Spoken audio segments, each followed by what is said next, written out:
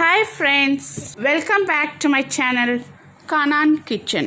இன்னைக்கு நீங்க பார்க்க போற ரெசிபி சிக்கன் சுக்கா.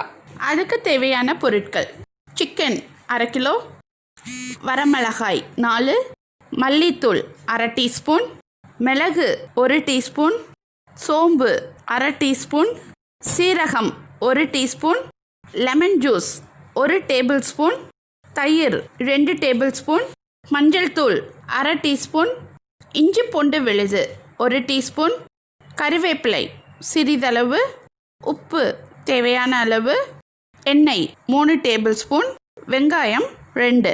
ஃபர்ஸ்ட் ஒரு கடாயில் எள்ளு 1 டேபிள் ஸ்பூன் எடுத்து லைட்டாக வறுத்து எடுத்து வச்சுக்கோங்க. இப்போ அதே கடாயில் வரமிளகாய் 4, மிளகு 1 டீஸ்பூன், சோம்பு 1/2 டீஸ்பூன், சீரகம் 1 டீஸ்பூன், இது எல்லாத்தையும் லைட்டாக வதக்கி எடுத்துக்கோங்க.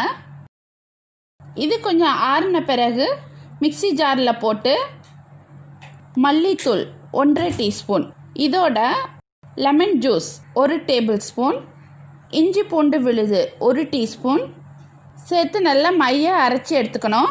அரைக்கும் போது லைட்டாக தண்ணீர் சேர்த்துக்கோங்க. பாருங்கள், இப்போ நல்லா மைய அரைச்சி எடுத்தாச்சு. இப்போ ஒரு பவுல் எடுத்துக்கோங்க.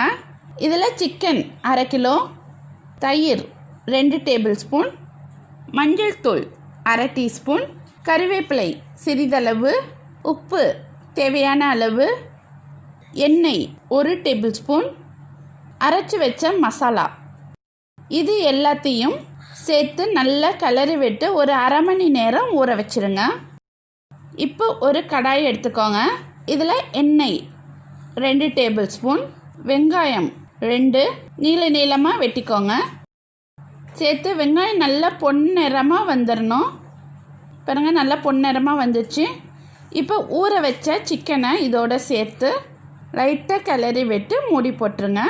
தீயை சிம்லேயே வச்சு பண்ணுங்கள். 10 நிமிஷத்துக்கு ஒருக்கா லைட்டாக கிளறி விட்டுக்கோங்க. இது நல்லா ட்ரையாக வந்துடணும். நீங்கள் தீயை சிம்மில் வச்சிட்டிங்கன்னா அதிலே தண்ணி பெருகி நல்லா வெந்து நல்லா வந்துடும். நம்ம கொஞ்சம் கூட தண்ணி சேர்க்க போகிறதில்ல. பாருங்கள், நல்லா ட்ரையாக வந்துடுச்சு.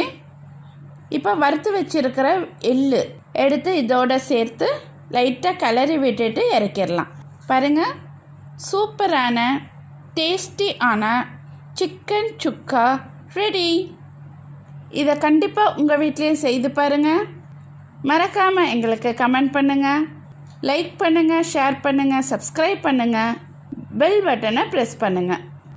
மீண்டும் அடுத்த சூப்பரான ரெசிபியுடன் நான் உங்களை சந்திக்கிறேன். நன்றி.